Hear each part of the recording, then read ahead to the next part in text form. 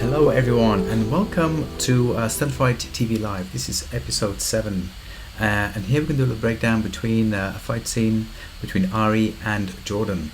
Now Ari and Jordan were some students of mine at the New York Film Academy and they did an absolute fantastic job in putting this little really gritty fight together. Now for those of you who don't know me, my name is Philip Bisek and I've been in the film industry for over 25 years working as a stunt performer, stunt actor and now assistant stunt coordinator. Now, the idea of this live TV series is just to give you an idea of what it's like to put a fight scene together. So again, without further ado, let's just play the scene and we will break it down as we progress. So for this first little couple of scenes, I actually used stock footage, which I got, just to give it that, I want to give like a kind of a wild caveman feel to the scene.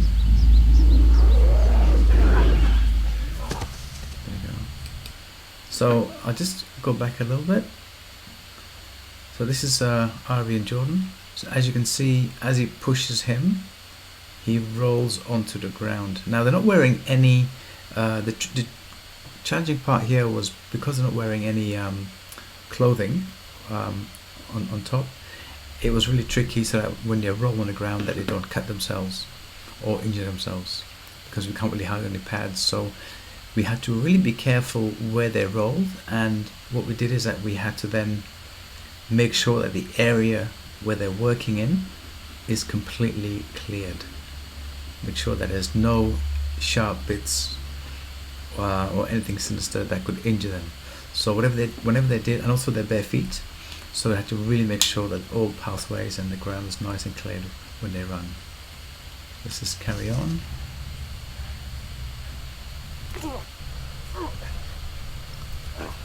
See, they want to make it really gritty, and they did a lot of rehearsals for these scenes.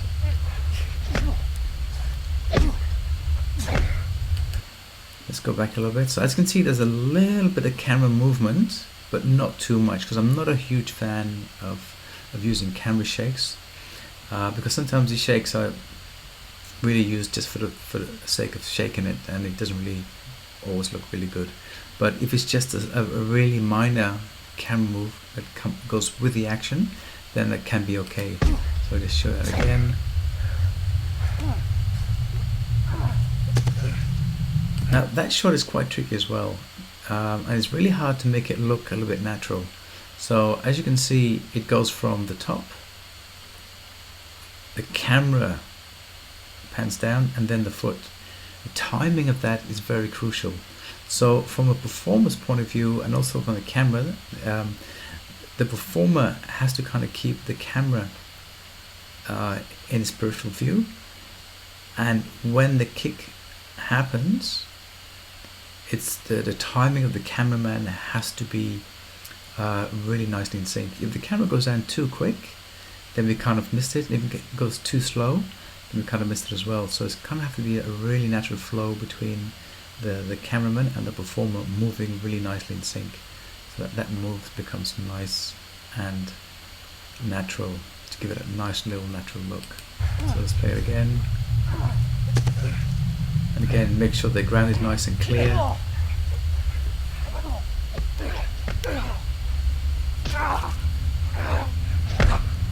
There you go.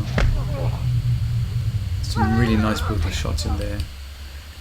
Now for the air bite, when to do an air bite was a little bit tricky, so that's why we did a wide shot on the air bite, as you can see. Really quite tricky to do. Obviously we didn't have any prosthetics. If you had prosthetics it would really help, but obviously limited in budget, so we just did the best that we could, and that's why I decided to do that on a wide shot. And when he throws him, catches him, and again he falls to the ground and there's no padding. So as you can see from the ground, there's quite a few like loose bits of the ground, so we gathered all the loose bits and kind of formed like a little cushion on the ground, so when he falls it's not actually falling to a hard surface. So we kind of try to cushion it with the natural elements of the ground, and again they did a fantastic job.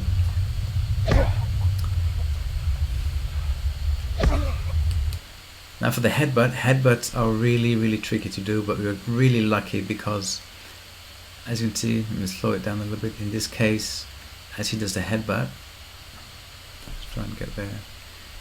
His hair, as you can see, kind of covers the gap. From this angle, it's obviously there always will be a gap when you're filming from that angle. But because his hair was covering it, we kind of got away with it. So if you go back frame by frame, as you can see, it looks like he actually headbutted him. And he did a really good reaction as well. And having a little bit of hair, sorry guys, I don't have the hair, but having a little bit of hair really helps to sell the action as well. Let's play it again. Nice reaction. And as you can see, we cut to a close-up of the actual reaction. Now remember, when you're shooting action, it's not just about action, but it's also about reaction. Really important when you are shooting stuff. And down he goes. And again, always make sure that the area is nice and clear where he goes. He has to land. So we'll keep going for a little bit. Now that trick, that was really tricky to do.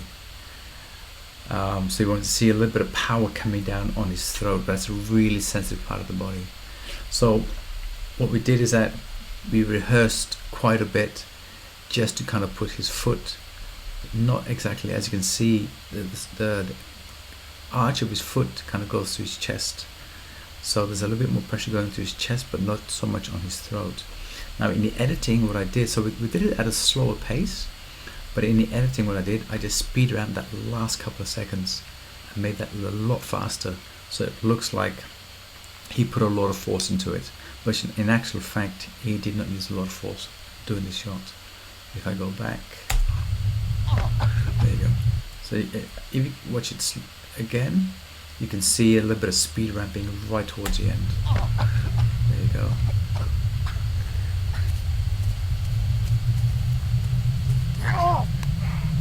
Stabs that in his leg.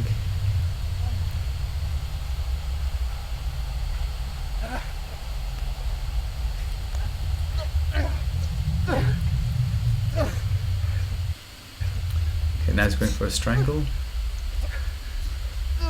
And again, strangling is really tricky as well, because you don't want to apply too much pressure. And sometimes as a performer, when the adrenaline is running, you kind of can get carried away. So we need to have words that we can use so that we can actually stop the action if things are getting a little bit too rough and too real.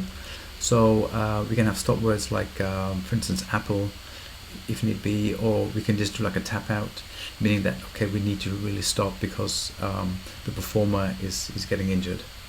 So the way we did this one is to put his hands around his neck, but instead of using force on his neck, we're actually just tightening the muscles, and we're tightening the biceps. And by tightening the biceps and the shoulders, it gives you the illusion that we're actually using power in strangling him, but we're not actually using any power at all in strangling him. So it's all about tightening the biceps, tightening the shoulders, and giving the illusion that you're using a lot of power into the hands.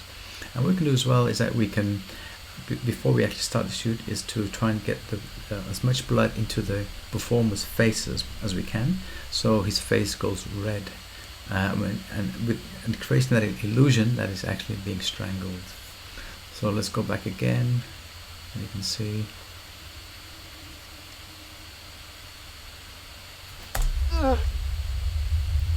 There you go. So here's tightening his biceps.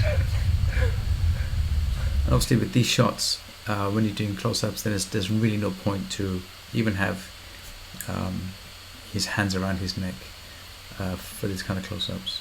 So we cut to the facial, and then when you cut to facial shots, it gives you the impression that he's really using a lot of power, whereas he's not really doing it.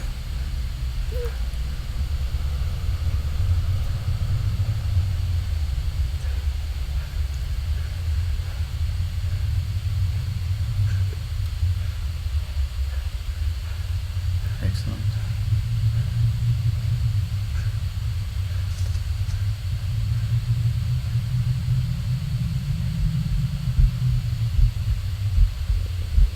You can hear the heartbeat.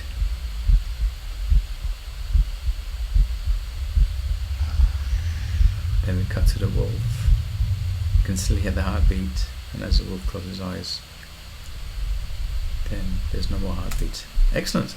So I hope you guys enjoyed this breakdown.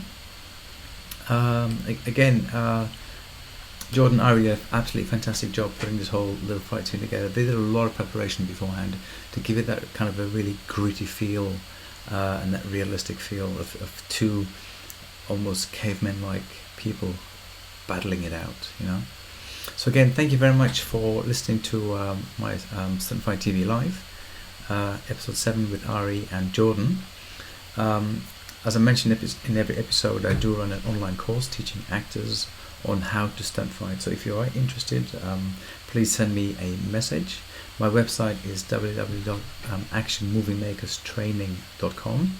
I also have a YouTube channel where you can watch all of my action sequences. It's also Action Movie Makers Training, which is my YouTube channel, and same for my Instagram, also Action Movie Makers Training. So if you're interested, please drop me a line, and thank you very much, and I will see you on the next episode.